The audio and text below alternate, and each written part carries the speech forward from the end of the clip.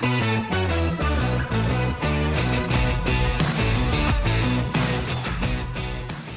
to episode 122 of the Hard Truth About B2B e-commerce. I'm your co-host Isaiah Bollinger, and I'm back with Tim on pretty dreary Friday for me. I don't know, is it like that for you guys up in New York? It's pretty dreary in New York right now too. It looks like we're going to get some rain, but at least it's a holiday weekend for some, and that's nice. But hey, Timothy Peterson here, everyone, and just want to give a couple shout outs. I always ask listeners to reach out, and amazingly people do. So I'm glad that they do. Steve August, he's someone I've worked with in my ancient past, going back decades. It turns out he is a listener of the podcast, and I am going to be seeing him at a conference up in Boston in a couple weeks. I'm excited for that. And then Robin Lebo, former employee of mine, who is a great marketer. So if we're talking about marketing later on today, I'll be mentioning her again. She's a great marketer, and she's also an avid listener of the podcast. So I want to say hi to them and hi to anyone else listening. Reach out. Offers always open. We love hearing from people and what you're getting out of this. So thank you. And also, I'm just going to pause so that we can insert our sponsor mention. Then I'm going to throw it back to Isaiah to introduce our guest for today. Balance is a B2B e-commerce payment solution that works well for you and for your buyers. It offers a seamless one-click checkout for almost any payment method, including ACH, wire, checks, cards, even terms. It's used by leaders in B2B e-commerce, and it's as easy as buying a shirt from Amazon. Check them out at getbalance.com. Book a session and tell them what your needs are. They are the first dedicated payment platform for B2B e-commerce, 100% tailored to your needs. Thanks again to our sponsor, Balance. Hope that's enough time. Isaiah, who do we have today? A man named Lucas Robinson? Who's that? Yeah, we're very excited to bring on Lucas Robinson, CEO of WebLife. Do you guys go just by WebLife or WebLife e-commerce? I know there's like you have a domain that's a little bit different, but I guess let us know how you want to explain the company. WebLife's fine. Yes, it's preferred actually. WebLife Stores, technically the name of our company. Truth be told, I've been trying to go. The guy that owns WebLife.com has owned this thing for a decade. I could do like, you're not going to use it. Sell it to me. Well, maybe he'll hear this. And I know that. Maybe he'll hear. I know. I have. So we're Trellis.co, and .com is. I mean, it's really valuable, but they're not selling it or even respond when we try it. So. Got to do what you got to do, right? So, sure. Yeah, but tell us about your background in e-commerce. It sounds like it goes back almost 2 decades at this point. So, yeah. So back in 2005, I found myself getting out of college and thought I would. I was an entrepreneur at college, had a shaved ice business, a bunch of vending carts, and I thought, let me figure out what I'm going to do. So I started selling mailboxes to developers and builders, and street lights to developers and builders. Big housing boom 2005, housing crisis happened 2007. My little brick and mortar shop got shut down, and I thought, holy heck, what am I going to do here? So I thought, well, let me take the one product category that seems the most viable, which was mailboxes, to sell online. And so I sat down in front of my computer one day and started Googling how to build a website. My V1 site that I worked on the first weekend was so terrible, and I realized, okay, I'm starting at too low of a bar here. I might have to. I went on what was Elance and what the present day Upwork. I think back then it was Odesk and Elance, and hired a developer. Found a gentleman from India named Shubi. And I worked with him for years. We built out a Yahoo store, budgetmailboxes.com, back in 2007. Today that we own a half dozen other e-commerce, largely in the mailbox space. Got into some street lights, which is what I was doing a little bit prior to the e-commerce. Was doing mailboxes and street lights to builders and developers.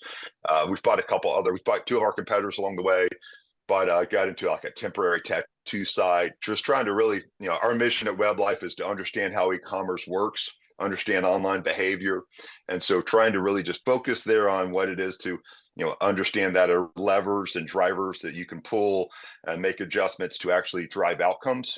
Understand inputs equal what outputs, and we're recognizing that if you don't stay on top of that in e-commerce, this space moves fast. It's a completely different landscape than it was, 16 years ago at this point.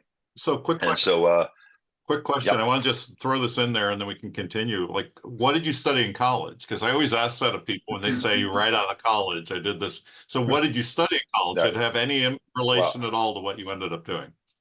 I had a general business degree. I had taken my LSAT. I was considering law school, but as I mentioned, I had some entrepreneurial things going on. My professor's like, Lucas, you should probably just do business year round because your summer business is doing well.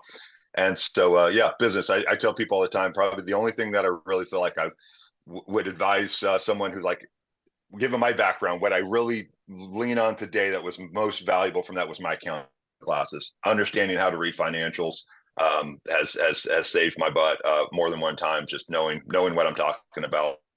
And other than that, can't say I've used much about marketing degree other than, it was fun. I suppose that type of stuff was fun, but tourism was a bit in the blood for me.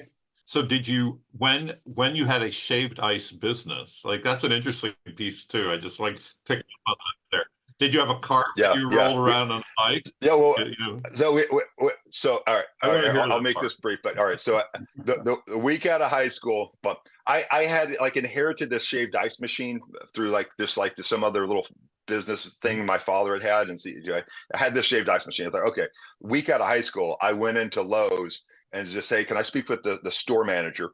And I know they had a hot dog cart out there sometimes. And I created like this little flyer, laminated, and say, hey, this is my business. It's a shaved ice cart. I'll set it up out front. Mm-hmm. I'll give your employees, 50-cent shaved ice for lunch. And within 2 minutes, she said, you got a deal. I won't charge you anything. You give my employees a discount and you can set up here. I set up in front of that Lowe's for a few years. I eventually added this hot dog cart. And then from that, in the second year, I ended up with 12 locations across Panama City Beach. Oh. We were doing racetracks and bungee, putt golf courses, all these tourists. They would line up.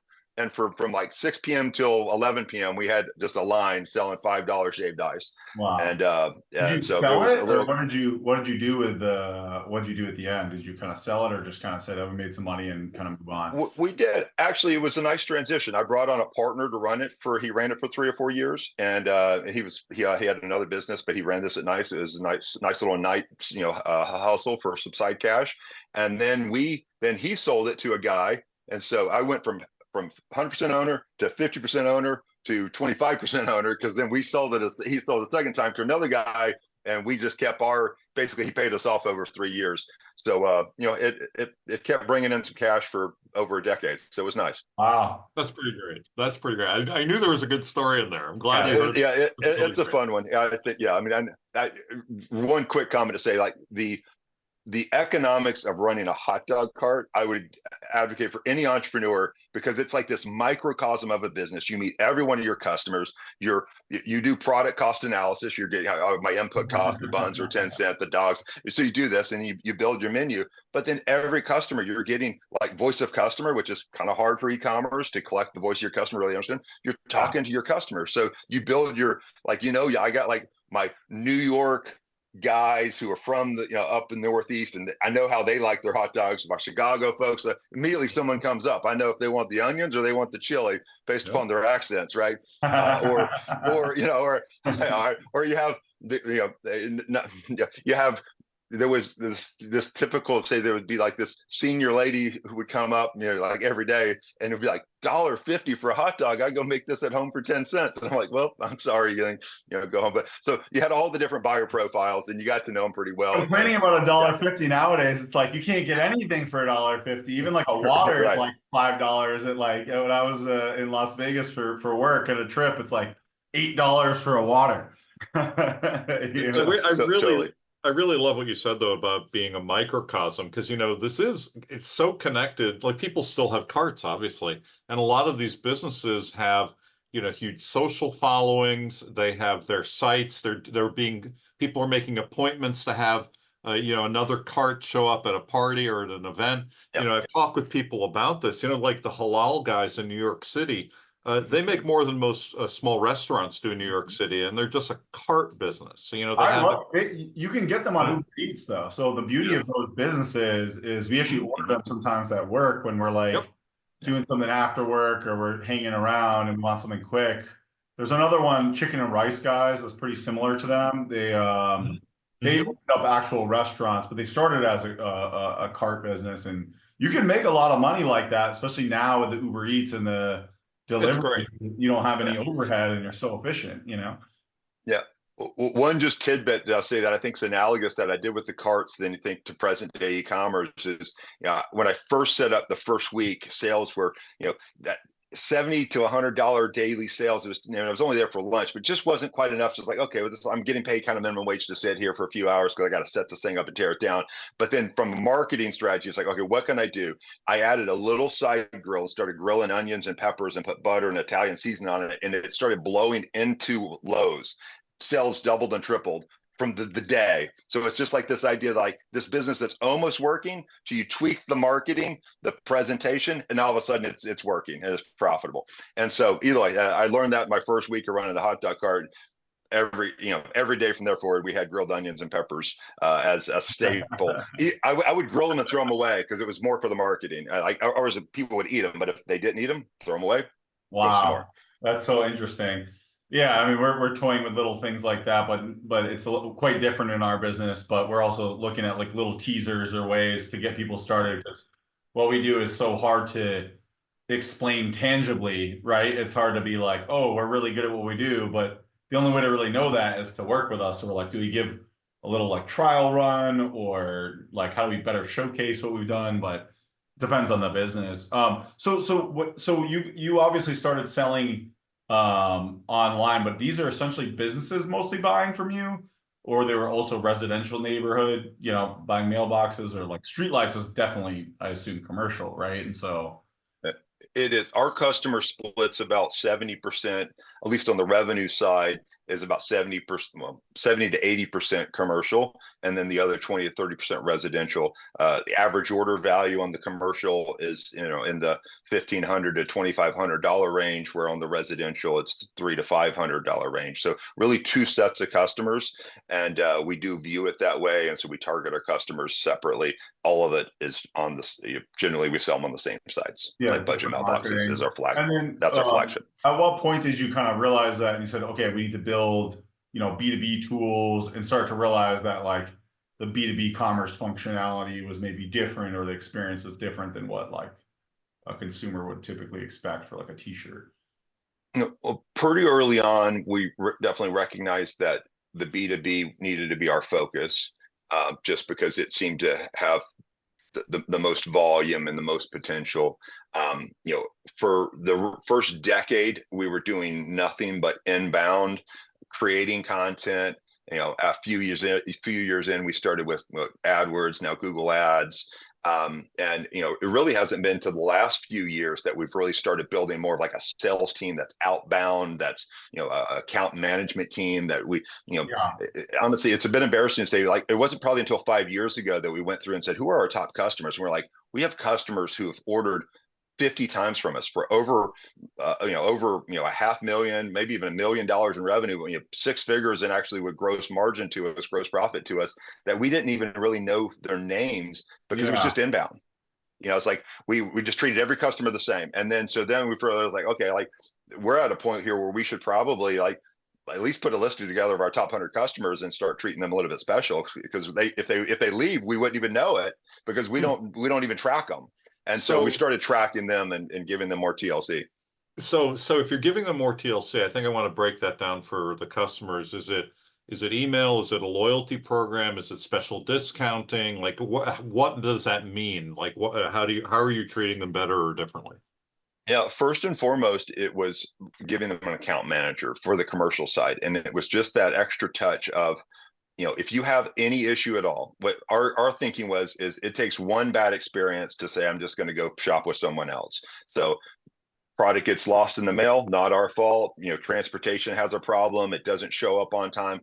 If they have that point of frustration, now they just think budget mailboxes was not a good experience. So giving them an account manager, your job, if this is a VIP customer, which is how we describe these top customers, like you just make that transaction smooth. Something's lost, you just give them the assurance that you are on it, give them the peace of mind that you are doing everything possible, as well as build rapport with these people. So it was more that relational rapport, giving them that white glove service, if you will, from a relationship standpoint was the first thing.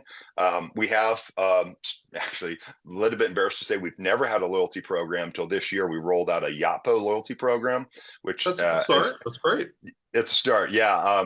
Which actually is a little bit in disarray at the moment. We paused it. We had some Magento website integration issues where customers started getting 400 errors. I won't get into the technical jargon here. You guys would probably understand, but it was like had to do with load balancers and stuff. And we just said, all right, hold on. For 3 days, a lot of customers get 400 errors, and it like hurt sales. So it's like the tens of thousands of dollars this has caused us is probably a year's worth of upside. So we just like completely paused it and sent it back, said we want to do a root cause analysis study here. I really want to understand this. This was back in February. We're teed up now to turn it back on in April. So as early as the next few weeks, we're going to turn it back on and give it a go. But yeah, pretty frustrating whenever something like that's supposed to be a plus ends up like taking a real hit to your bottom line and costing you, in this case, tens of thousands of dollars of lost, gross profits because, we just had a website integration issue, and it's really frustrating. Oh, I'm glad to hear you're with Yotpo. We just actually got elevated to Yotpo premium partner at Trellis, so it puts us in like the top 4% of the partners. But I think that brings up an important point, and I notice this with companies that are still kind of scaling in e-commerce. Is my guess is at this stage, you guys might need to invest a little bit more in like better DevOps, better quality assurance. I'm just curious, was the QA done on the staging site? Like, did it pass QA and then they just missed, production because a lot more people are hitting the site when it went to production? Or what do you think? It did get, yeah, it's a great question. We did run, QA. We do have, a staging site and a Gamma site. And so we had gone through all of our process. No doubt we've added additional QA to our process out of some learnings, which is something that we're big on documenting. Well, what did we learn from this? Because it was an expensive lesson. What was our education? And, it was not found in the QA. It was about the volume of traffic. Which is what set it over. So it wasn't until it was truly live and tens of thousands of customers started coming across it that it ended up exposing the issue. Yeah, it's hard to test those things, right? It's a challenge we run into. It's like, how much do you spend on testing for everything? Because if you spend so much money testing, let's say, peak volume, or like there's ways to simulate that, but then, that might make every feature really expensive if you do that. And so it's a tough balance to decide like how you really invest in these things versus, So are you? Oh, go ahead. Sorry. Oh, I was going to say, I'd be remiss not to mention, and part of this with Yotpo is just an overarching issue we've had with passing core web vitals. And I don't know how much in the weeds we want to go on something like this, but that has been a pain point for us, specifically for our Magento stores. And so we also put a pause on it and said, guys, first and foremost, this can't be hurting our core web vital score. And we weren't trying to, us not passing core web vitals wasn't because of Yotpo.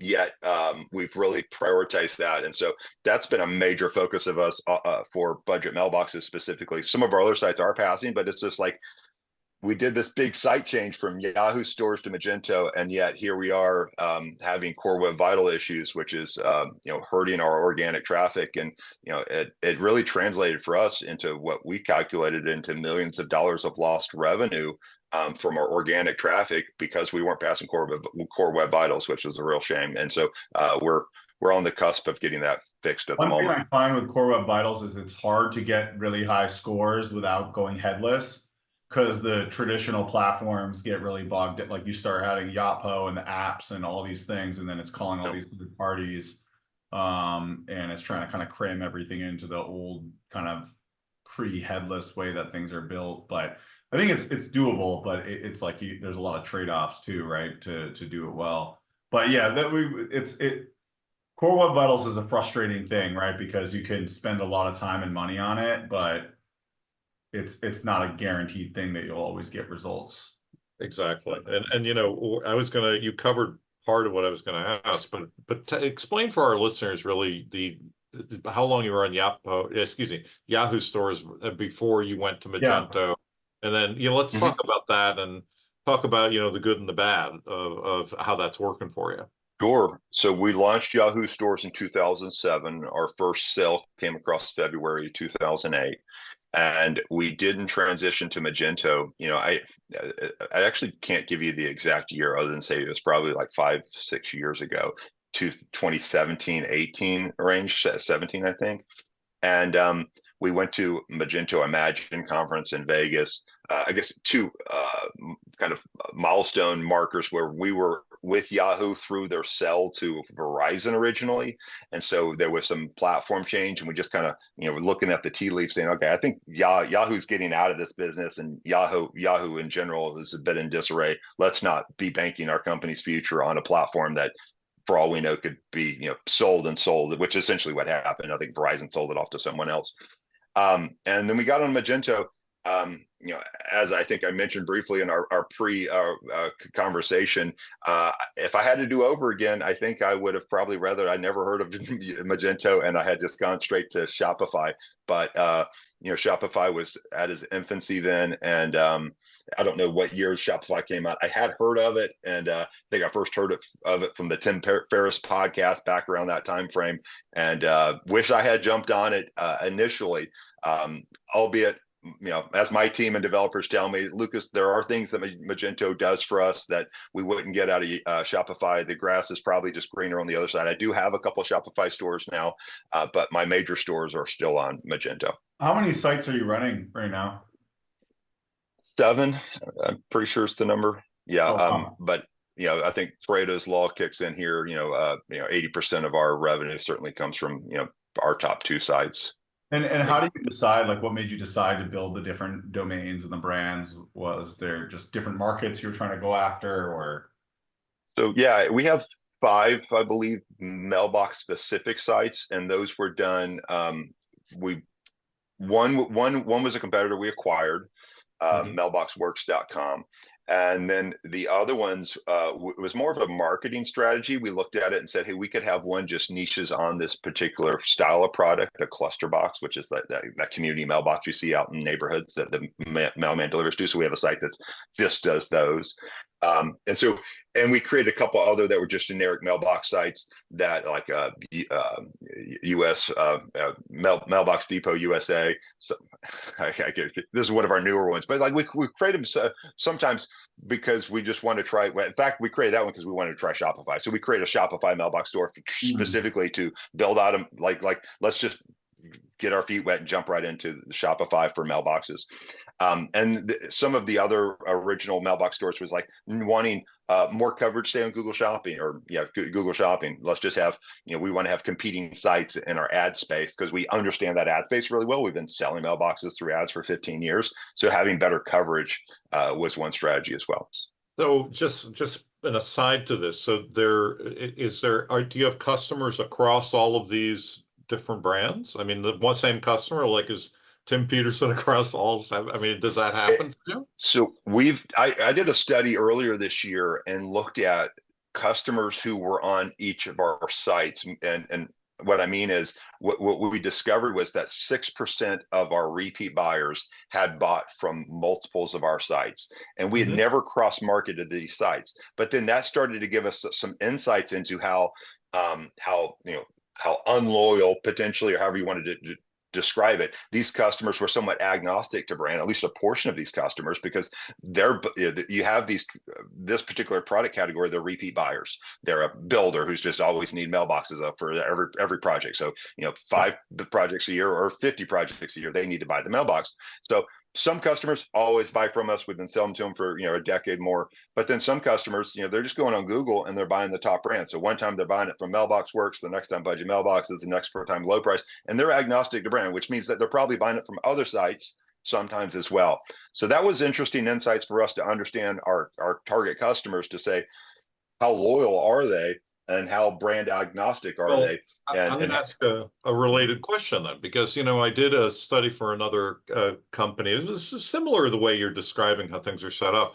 And, we called it kind of an about us study. And we were trying to figure out like how many people were doing research going to the about us on every site to see the ownership, to go to because they had a good experience somewhere and they wanted to see the other brands that were owned by the same company. So do you share information across sites like in your footer? Or your bottom matter on the Are they sites, or affiliated, or it's not clear that they are? We have not made it clear that they are. Our strategy has been to treat these as separate businesses. And you also get sites, projects that are getting bid, and we certainly have had projects where it's like we're bidding it on 3 different sites. And it's like, I hope they're only collecting 3 bids because as we're That's bidding actually it on 3 really of our sites. funny. Yeah, it makes a lot of sense.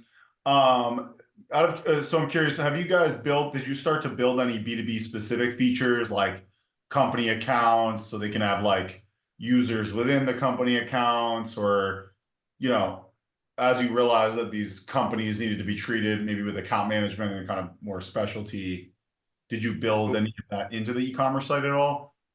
Yeah, we've looked at, say, Amazon, for example, as a North Star for what is the back end of your Yeah. customer experience. The fact that I can go to my Amazon account and see every order I've ever placed.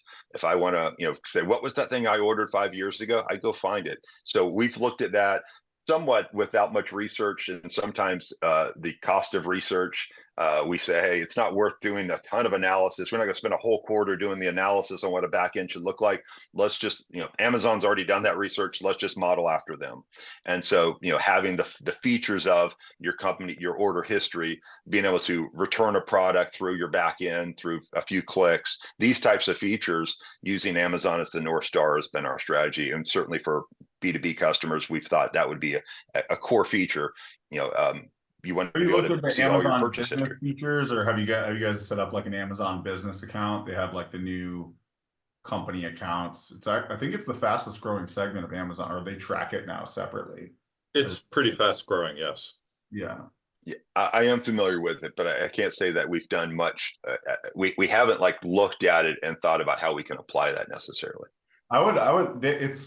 It's evolving so rapidly. Even I need to go look at what they've added. Like I know they've added like tiered price. So now you can set up tiered pricing, which wasn't the case in the past. So if you're like let's say you want to sell the mail, you can actually offer like, Yeah. here, do you do anything like that on the current We site? do. In fact, we added tier pricing, pretty much from day one, early on. Yeah. And worth noting here, in this industry, so many things that we did at Budget Mailboxes now people do across the industry, which it's that flattery, imitation is a form of flattery Yeah, here. Yeah, not the kind of flattery I necessarily want, but I mean all the way to the point that there are mailbox sites out that have the same color scheme as us, but certainly using our tiered pricing, using product option drop down, which is something that we somewhat pioneered in the mailbox space, meaning that just you shouldn't, the thinking was, you should be able to order this complex product offline. We sell streetlights online, so not many people sell streetlights, but you got to pick your voltage, your wattage, your lamp height, your all of these things. And so one of our early kind of theses were that we would want the customer to be able to order everything without having to call in. Now we do heavily manage our phones. We have lots of reps available for any given day. But I think the epitome of what is like the what has I think a scenario here that is I think unique is that early on we realized that like customers would not call in and order $100,000 worth of streetlights. Like that's happened more than one time. And you just kind of blows my mind to say like that customer did some research, that these people, they got good reviews, they've been around, they're not stealing my money, and this is exactly what I want, and I'm going to order it here online, and I'm not even going to call in. Now, most of the time people do call in when orders that big, but not always, which just goes to show, I mean, of course, today you can go buy you a Tesla online without calling in. We're like, that's a whole experience in itself. Yeah. Ordered a Tesla, went and picked up the Tesla. You trust Tesla, right? Like you're not going to go to some random brand that you don't trust and spend $70,000 on a car, right? That's true. Which says a lot about the importance of what it is building your brand reputation outside of your website, making sure your Google local listings and all these types of things, that just brand credibility, owning the first 10 blue links in Google that come back to you in some way that you've managed. It's your reviews, even if third-party sites, but just we do have a goal of making sure that first the search engine page results for branded search phrase. If you Google budget mailboxes, you should find a bunch of things that we've intentionally made sure are on that first page, not leaving that up to chance. It's kind of protecting our brand. What's kind of interesting about what you guys have done is like you've gone kind of the opposite of what the traditional B2B companies that we talk to do. Like what we see is most companies, they started pre-internet, right? And so they have this big sales force, they have the account managers. They got all their sales by going direct, in person, whatever, calling, relationships, getting those deals, and almost all their orders are online or through email, or sorry, on the phone or email, whatever, somewhat offline methods, or maybe EDI, but it's like it's not like e-commerce is like a tiny little. So it's kind of interesting how you've gone the opposite way, which is build e-commerce first, and now you're adding the layer of like sales and account management. Did you add a CRM, or did you guys start thinking We about? did. Yeah, we've used Zoho CRM since probably 2010 or 11. And it's grown nicely since then. I do recall the day that I'm working. I think we have 2 employees at the time, and I'm like, how do we not step on each other's toes when dealing with customers? I didn't even know what a CRM was. And so I started looking at like, oh, there's this thing called a CRM, and it will help us, which also Zoho has a ticketing system now called Desk.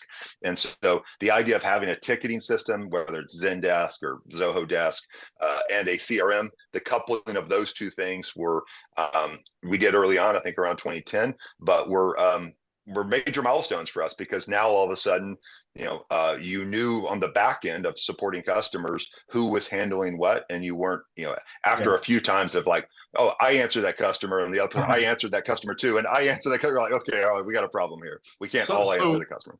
So a question tying in some of the functionalities that you have. So can customers, you said like there have been people surprised with like $100,000 order. Can they just go through their old orders and then hit reorder, on a bunch, anything that's still currently available, or is there some step in between that prevents them from doing that? Yeah, so in a perfect world, you go to your account back end and you can see your old order and reorder it. Again, looking at Amazon as a North Star of like, how simple should this be? At least load the shopping cart with what was your previous order. And obviously you still have to maybe finish the checkout to do the proper authorizations. So another question related to this, are there VIP or just the general customer apps in addition to the site, or is it just all site driven? It is all site driven, obviously optimized for mobile, so that you can have a good experience from your mobile device, but no app at this point. We've certainly kicked around the idea. It's in our idea bucket, which I'm always throwing out ideas, and I think building a custom app's probably somewhere buried in the bottom of our idea bucket at the moment. And sort of the last thing in this vein is there's no seller app then either, like for your sales team, because some businesses will do that to kind of package all of the tools that they have available in order to sell in a different way than the people who are coming in on the buyer side. So is that something you thought of, or? That's a really interesting point. If I understand the question right, it kind of segues into a thought that we had early on, and that was all of the information that we train our customer, or we teach our customer reps, support reps, should be public facing. And we found ourselves building robust documentation and information. And early on, there was like a timeout moment. It's like, guys, our team should not be referencing any material that's not on the public facing, because it's all good content. And it's like, if our team can be educated from it, do the extra 10% of work and polish it and make it public facing. So it just turned into creating a lot of robust content early on that I think has served. I've been trying to do more of that ourselves. We made more things open source and created more documentation. We still have a lot of internal facing docs, but I'm trying to repurpose them into like marketing or like how-to fact type stuff. Well, there is one interesting one, and maybe a nugget to get into later, but we have launched an internal AI product bot that's not public facing yet. And so that's still in process, but we just did a Slack integration with, I think we're calling, using the API for calling what is GPT, but we've, GPT-4, but we've enhanced to a lot of product knowledge. And, at first it was getting maybe 70% of the product questions right, but every time it gets a product question wrong, we have a quick feedback loop that someone corrects the answer, it gets pushed back to the AI, and it'll never get that problem wrong again. And so at some point now we're north of 90% accuracy on that. So at some point we'll make that public facing. So you're going to have the product bot where you could ask it any question about the product that'll be on the website. Pretty Can amazing. you consolidate carts so that, let's say I'm a customer on one site, one brand, and I'm talking with a salesperson and they say, oh my God, what you're really looking for is on these two sites, like these two brands. So can they just grab those items, throw them into the same cart, and you have one order? Across multiple stores? Yeah. No, Okay. but for the most part, the sites that have, say, budget mailboxes and mailbox worth, they both sell residential and commercial. They're pretty much mirrors of each other's product catalog, albeit pricing and namings differently for strategic kind of market positioning reasons. So not really a need for that. We will cross promote the street lights, which we generally only sell on a couple of our sites. So if you buy a commercial mailbox set, maybe you want street lights, so we'll cross market, but that's usually through a Klaviyo email marketing campaign. So what are the core systems you're using now? So you obviously mentioned Zoho, Magento, Shopify, let's call it e-com platform, and then you just mentioned Klaviyo. Did you guys also implement like an ERP system, or are you still using QuickBooks, or did you upgrade to something like a NetSuite or Acumatica? No ERP. We did integrate Xero, the accounting software, with our CRM, which in hindsight we kind of did that based upon, I mentioned, I think in our pre-conversation I mentioned, did business and study in college. So I had some accounting background, which probably was just enough to be dangerous, because then I went in there and said, here's the integration we need to build from our CRM to Xero, and completely overbuilt something, created something novel, which everyone looked at, oh, that's brilliant, that's great. The problem was it was so custom that it just would constantly break, and it would be like, well, the API calls quit working for the afternoon. Now 150 transactions need to be going recovered. And it turned into, we pretty much scrapped that custom integration. We still use Xero. There's still some custom integration between our CRM and Xero, but we've really dumbed it back down to a much more rudimentary integration. Okay.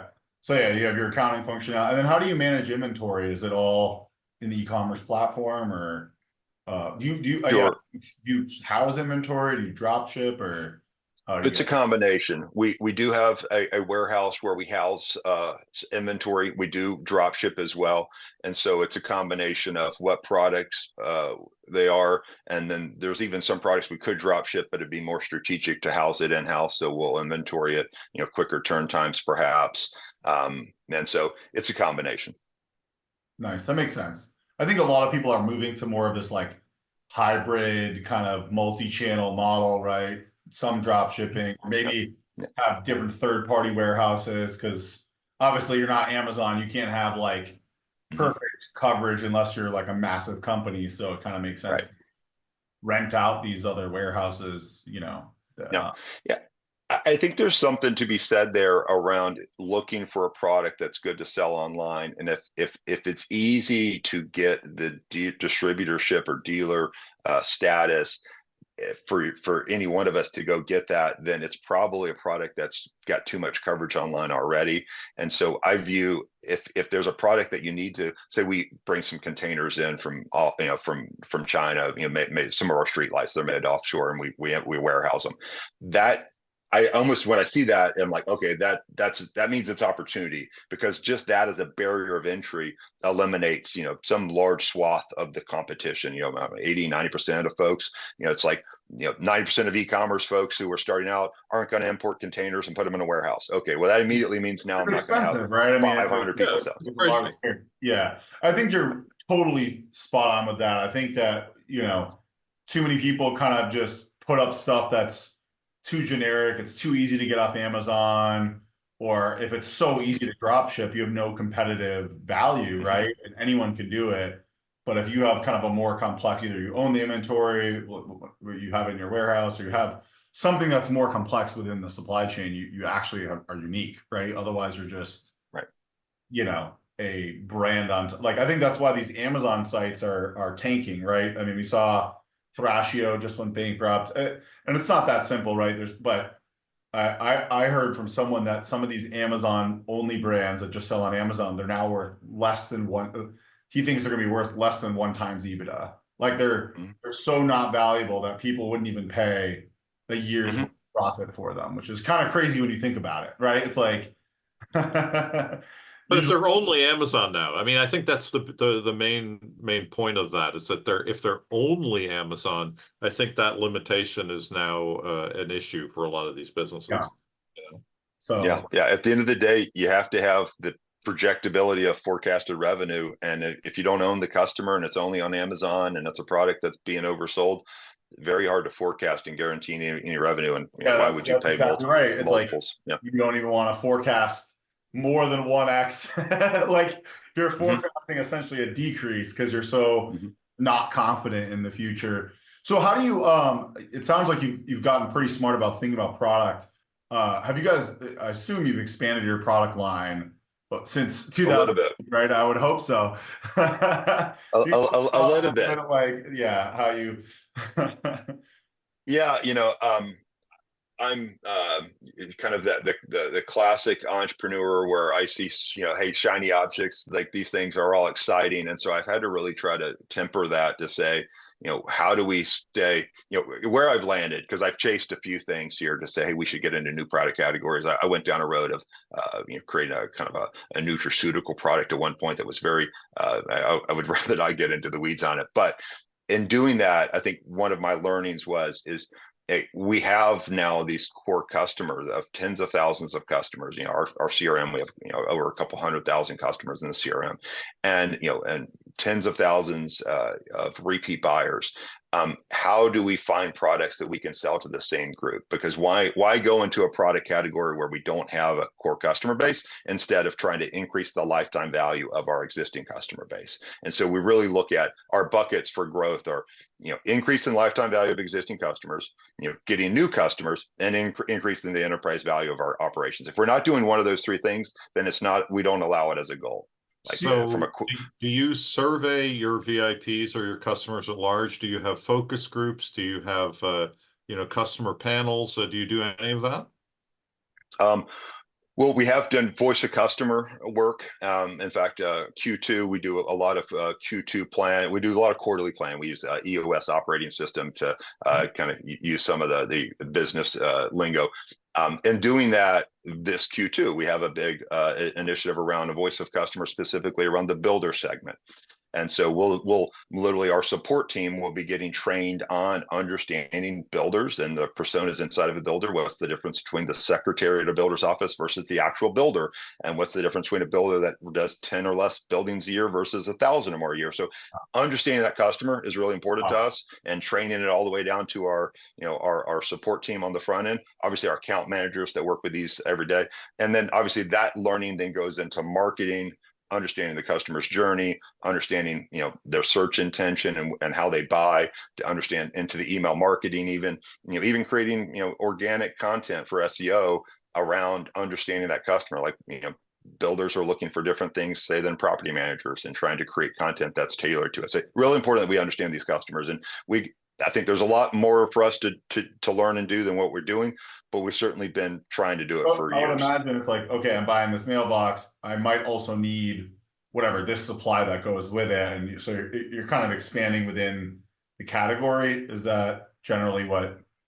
That is, I mean, whether it's, there's cross-selling a whole product, like, hey, if you buy mailboxes, you might also be buying streetlights. Now that might be more like if you buy mailboxes, maybe 3%, maybe 5% of those customers maybe could use streetlights at some point, which is still, that's a viable market. It's good for cross-marketing. But then there's the more basic, like we sell the mailboxes.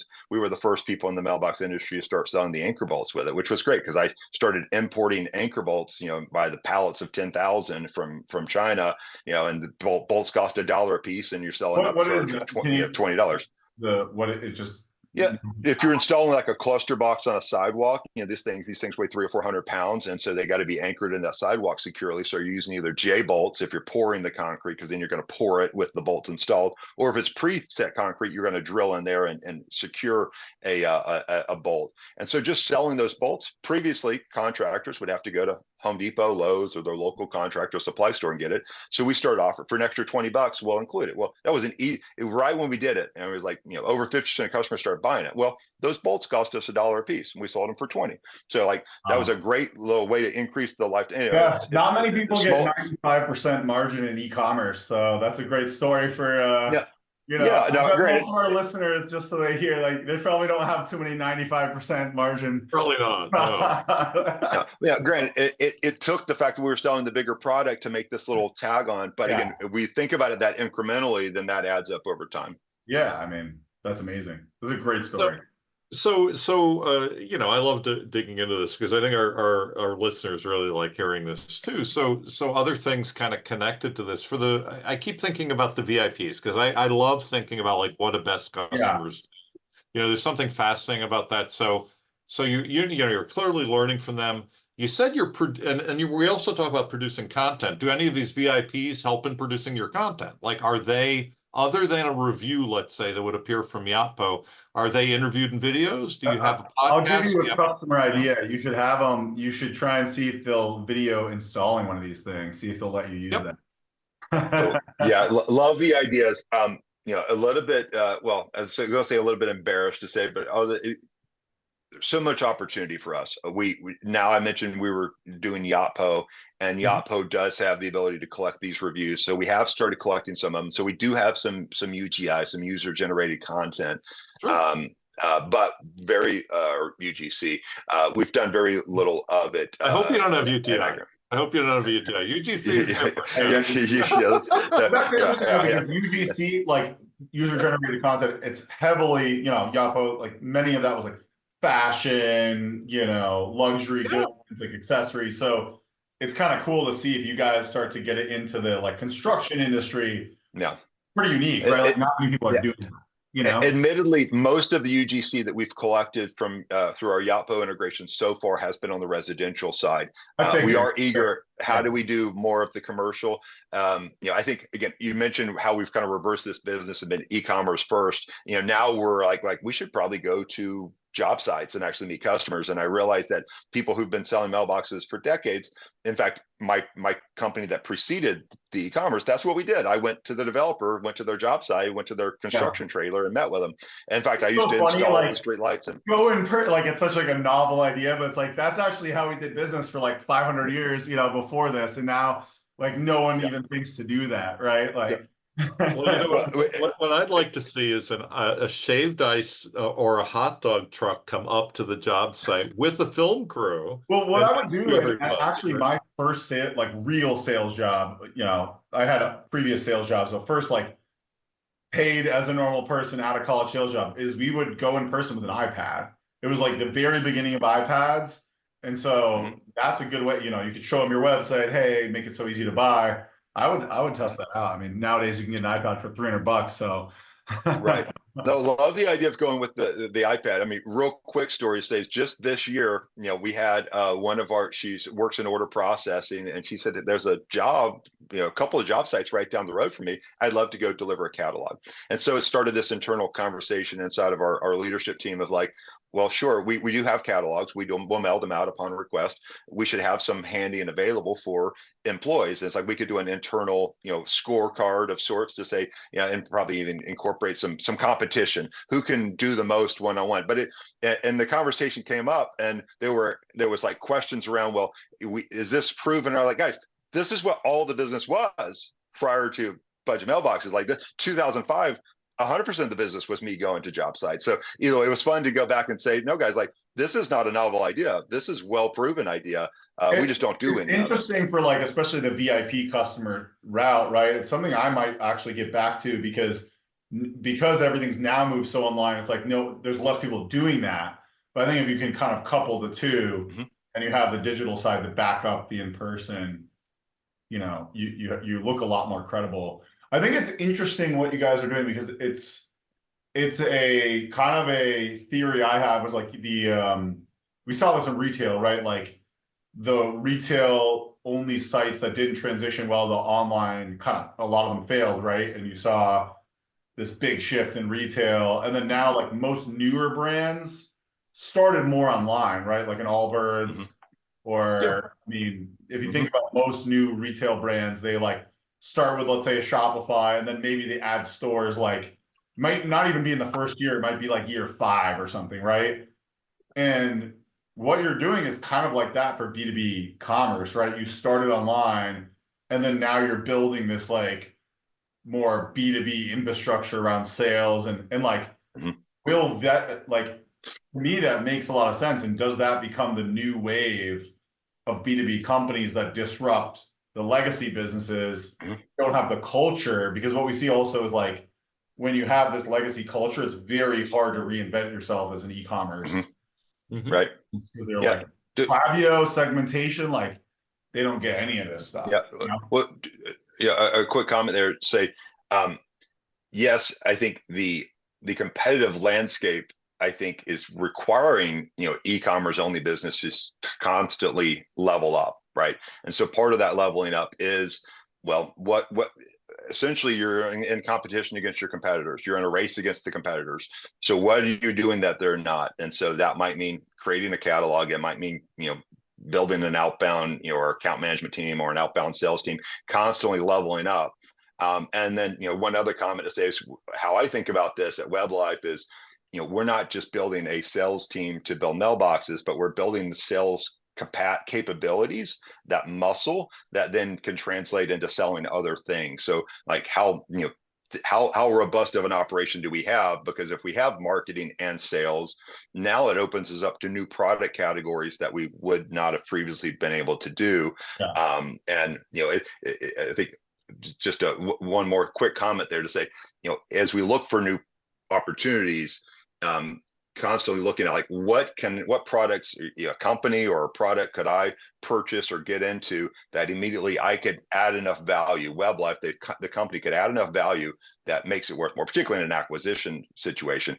And if you only are going to do what you say you're buying an e-commerce site, if you're only doing what they were doing, you buy it at a fair price, well, maybe it works out well for you. But as we mentioned, say with Amazon, like, which we don't do a lot on Amazon, but a lot of these e-commerce sites can just be deteriorating. But if you come in and say, well, they're not doing email marketing, they don't have an outbound sales team, they don't have account management, there is no loyalty program, and you look at all these things, like I can go in there and buy it at 2 or 3 times earnings and add all these things to it, and we're going to double earnings. So now I'm getting at a half price, basically, is the idea. Yeah. Yeah, I mean, I think what you just brought up is really important is that there's no like magic bullet or silver bullet. Like, is that something that you kind of realize like, hey, we got to do a little bit of all these things from a marketing perspective, or what were some of the unlocks that helped you with marketing or scaling? Well, I think, yeah, breaking it down to they're all individual incremental unlocks, right? It's the 2% better here, 3% there, 2% here, right? That just, ends up, that's how you can grow 20% a year and do it for a decade or two, you can grow substantially. So yeah, major unlock moments, there's probably a few that are like, high bars. I mean, back in 2010 when we turned down Google Ads and we're like, oh, well, this is apparently going to be a thing. Or back then there was even like Google Shopping predating it. It was called Frugal, right? And it was free. It was great. No So like, competition. Don't you wish you spent more? Everyone's like, I probably should have doubled my budget in 2010 because you didn't realize that. right, Everyone made so much money then. I was making Yeah. tons of that. right. So Tons. finding these new traffic sources before the prices go up, I think is maybe the biggest unlock for us, has been just trying to find these opportunities. But a lot of these, I think we've looked in hindsight and be like, we probably should have been doing that sooner. So I think looking at new customer, I mentioned earlier, increasing lifetime value or creating or getting new customers being like the 2 buckets for growth. And so what platforms can we get new customers from that we're not doing? And maybe that's outbound sales, maybe that's needing to do Facebook paid ads, both of which are growth opportunities, but finding those opportunities to grow. And there's, I think there's a lot of options out there to do that. It's often, I mean, what I've seen, at least with a lot of my clients, and again, it may or may not apply for you depending on the data, is that a lot of inbound is really, content driven, right? You go out Mhm. and on TikTok and you start being cheeky about a lot of what you're doing, or you're just diving in and Yeah. saying, here's everyone on our team, and here's exactly how products are made, and look at our warehouse. Have you ever seen a warehouse like this, right? Here's a job Mhm. site, right? People love that stuff, and you find customers just naturally. You're not really having to worry about it so much after a while because you've got an engine of content that's just in a different place, But and it's very positive for a lot of I think you folks. said something really important though, which is like there's kind of really two main metrics that matter the most, which is how am I acquiring new customers? What's bringing them in the door? How can I get more efficient? And there's so many different channels, right? And which channels should I focus on or tweak? But then also lifetime value. Like I think a lot of companies just don't really look at lifetime value. They don't even know their lifetime value of customers. And how do I increase that? Because if that goes up, you can actually spend more to acquire customers, Mhm. right? And Yeah. so we've been increasing our lifetime value, and then we're like, wait, our lifetime value is getting really high. We should spend more, whether that's more upfront free stuff to show them our value. Like Mhm. it started to make more sense to us, like, oh, we're not spending enough actually to acquire these customers when you Mhm. look at how high the lifetime value was, you So, know? Yeah. so do you do trade shows or swag? We do some swag for VIPs, Mhm. whether that's sending them a branded Yeti, to our top VIPs or a Padfolio or something. But we don't do trade shows. I attend some of the trade shows and go scope out, competition. And we likely will do some trade shows at some point. But again, it's another one of those unlocks. It's like, well, Yeah. and when you go do it, again, the unlock has to be measure the benefit of it, learn from So it, funny iterate that on it, and you said that because our sales rep, we have a very small sales team, but he just got back from the National Hardware Show. So one Yep. of the things okay. we realized is that Yep. the e-commerce, traditionally in our industry, people go to the e-commerce trade shows, right? I was just at Shop Talk. The problem with those is there's for every one of you, there's like 8,000 vendors, and it's Mhm. like not very effective in the sense that the merchants are so overwhelmed. But when we go to the National Hardware Show, or we went to SHOT Show, or we're going to go to whatever it may be, I'm going to a distribution event. It's the other way around, where it's all the people in the industry and I go to those shows. Yeah. I and go to these Restaurant so that Supply. was a little bit of an unlock for us. Yeah. Is like it's kind of counterintuitive. We're actually not going. We're not going to our industry show. We're going to the industry of our customer show. Yeah. Was, Yeah. was Well, I you know, I did go to the International Builder Show this year in Vegas and tried something for the first time, which was to email blast all of my top VIPs and to host a happy hour, thank you happy hour. how did that Nominal success, good, nominal success. Very again, it was definitely I try to set the bar low in expectations for my team. So this is a pilot. I'm not sure anyone's going to show up, and but we had learnings. And we'll do it again, and we'll get a continued growing turnout. But from our standpoint, we have these top customers, but they've never met any of us. My thesis, at least, is if I go shake their hand, whether I'm buying them coffee or a beer, whatever it is, and have a little bit of rapport, they're probably going to buy mailboxes from me for a long time. And if we can unlock that, like, okay, yeah. hosting one of these, we connected with 50 of our top customers. Well, do that every year, right? Do it 3 times a year. And that Yeah. really starts to be meaningful. Or they'll buy bigger orders, right? They're like, oh, this guy's legit. He's been doing this for 20 years. He's not going out of business. I'll place a bigger order because I know it's going to show up and it's not just like some random web store that, you know, who knows what could Mhm. happen. One thing I would recommend you guys do that we've also found was an unlock for us with events is doing that kind of stuff with a partner. So we actually did a dinner with Yotpo at Shop Talk. So that might be Mhm. a little trickier for, I assume, do you have like kind of manufacturing vendor partners that are, you Mhm. know, Yeah. Yeah.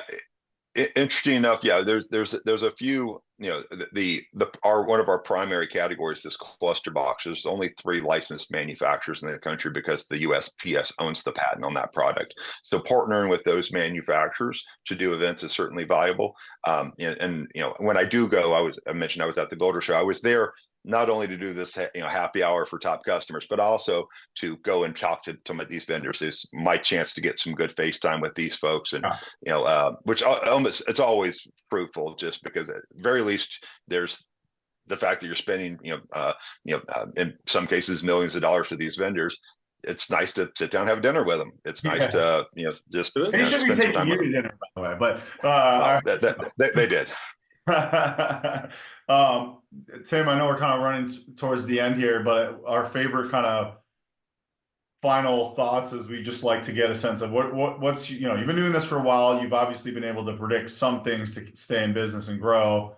What advice or predictions would you have in the next few years for people that are, maybe on the other side, the legacy businesses trying to go more digital, or maybe they're more digital trying to go kind of into outbound, like what you're doing? How would you advise them? I guess maybe for a couple of broad thoughts and then maybe some specifics, but broadly looking at where the market's at and trying to find things that are not going to change, right? Customers want good pricing, they want fast delivery. Like there's a few things that aren't going to change, because so much is going to change out there in e-commerce, but there are some staples that you can say customers are going to want good price, they're going to want good service, and they're going to want quick delivery. So like building a business around that. That was like a Jeff Bezos thing where he's like, I can't probably so. Like he had like something very similar to that. Yeah. I think all of my good thoughts are stolen from someone. And so that probably is Bezos. But, and then, as far as, just getting out there, I think, Tim, you mentioned earlier, content creation. I think that's probably something that's very obtainable. And if people, especially if you're, say, a mom and pop, shop, and you want to go online, the ability to, from the very early on, just start creating content, feels like never a bad move, because for one, especially if it's coming from the owner or coming from, even the employees of an operation, it feels genuine. It's fresh content. Google likes it, does well on social media. That seems like low-hanging fruit.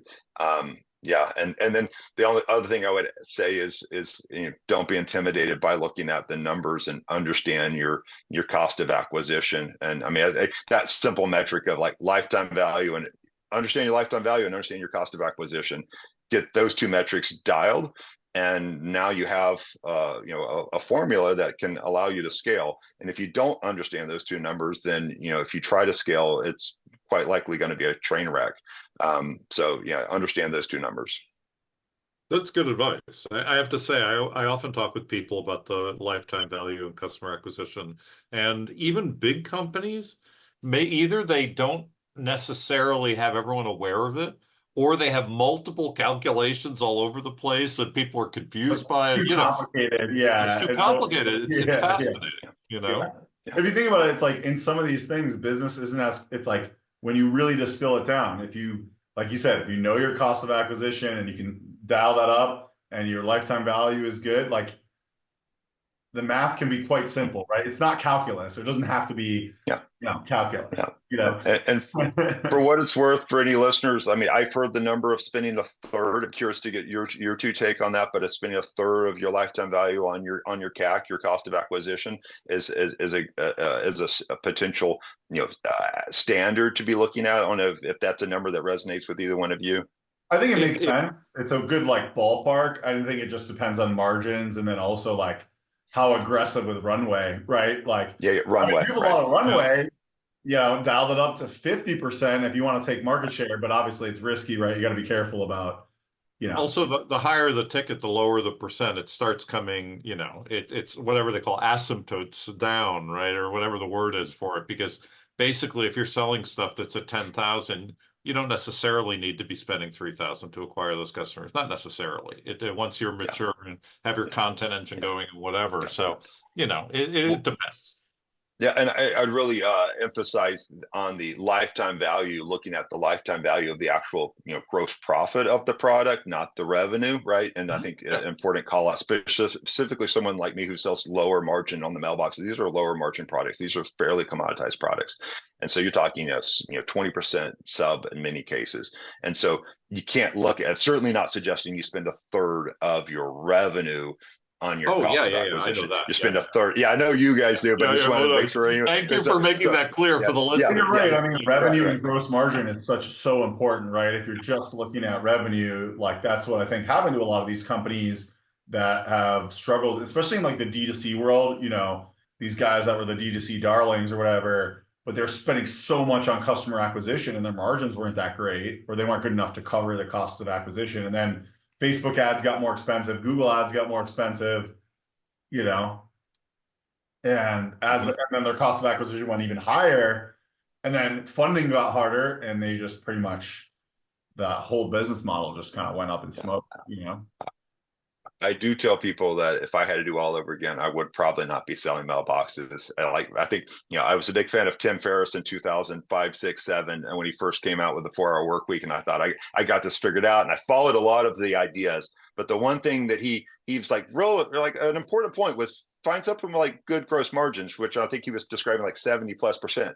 And I honestly kind of remember thinking like, well, we're going to skip that one because that one's not very, the problem that I have with the good gross margins is like, I don't think it lasts. And if you listen to All In podcast, I thought it was interesting, is like one of the main best gross margin businesses historically has been software as a service. But like the problem is, the gross margin is great, but then you have to spend so much money on acquisition and all these things to be competitive. So it's like you kind of like you end up with one of the problems. And if you look at, they said that if you actually look at the Fortune 500, their gross margin is only like 45% or something. Like it's like, it all kind of, I think it just in general, all these things kind of average out unless you like become Google and you have like a monopoly on search, or those aren't realistic to the average person. Yeah, I mean, this is true for a lot of things. Like you brought it up, like it's changed dramatically. Like things like apparel, or food. Yeah. Like a lot of folks used to say, "Oh, I'll go into this part of CPG because the margin is whatever." But then one ingredient or 3 ingredients that you need skyrocket, and then the margin's or you gone. have to spend 10 times the money on marketing to be competitive. There's always some other issue, right? Maybe your operating costs have to be higher for whatever reason.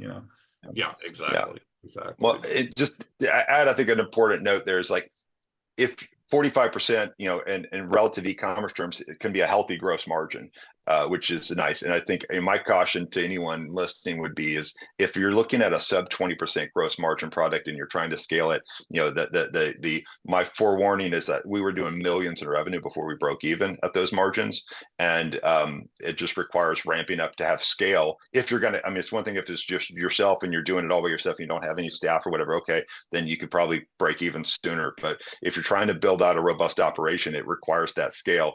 Hence, if you have 40% gross margin instead of 20, well, now you need half the scale, right? And if you got, and so it becomes helpful at least to try to have 40% gross margins would be a target, I think, for anyone trying to get in. I find that, and I would say as high as 50. From our experience, we've worked with hundreds of companies. The companies that have 50% or plus gross margin tend to have a lot more success with just marketing and flexibility, and they can take more risk. And the companies that have like those lower gross margins, like you said, especially when it's like 20 or 30, it's just really hard to, I've seen some can't even advertise because the advertising, they could never get really scalable or profitable, And part of the reason that they're so successful is not just the fact that they have the margin and all those things you mentioned. It's that they can bank some money for innovation, for new product, for new services, whatever. Test out new channels, test out new. They can experiment and fail. Whereas if you're only at 20%, a failure, you might lose money on a promotion or whatever. You know what I mean? Yep, exactly. Yeah. Well, we want to give you the last word, Lucas. Anything else you want to tell our listeners about you and your business or how they reach you? Yeah, sure. I'm starting to be more active on LinkedIn. So if you were interested in following me, find me on LinkedIn. Lucas Robinson, WebLife Stores should pull me up. I think I have the LinkedIn.com/Lucas Robinson URL, so that helps. And would hope you follow. And I do plan on publishing more about what we're doing as far as at WebLife. Our goal mission is to understand how e-commerce works and understand online behavior. And so documenting that process is part of the journey. Well, thank you. That was fantastic. I really appreciate you being here. Yeah. Well, thank you both. Thank you so much. This is awesome. It was a pleasure.